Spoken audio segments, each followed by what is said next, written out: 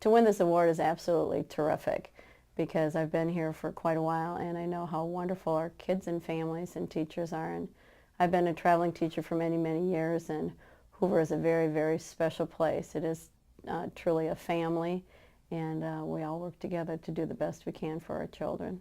We promise to show respect for others, treat each other in a kind and fair way, and act as a responsible Hoover Star. Character starts at home, we know for sure, and the ability to be able to transfer what's happening at home to school and continue that education is very, very important. Why are you guys Hoover Stars? Because we be nice to each other. Because we be nice to each other. I take care of my little brothers and sisters, and I read to them and share with them, and I show responsibility by doing jobs to keep our house nice. And the first star point is caring. Say caring. Caring. And then we have courage. Courage. And what's the next one?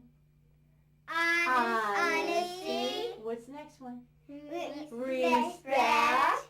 And the big word, Responsibility. and the whole thing makes Citizenship. Let's put it in our pretend pockets and carry it around with us all day. Hoover is the school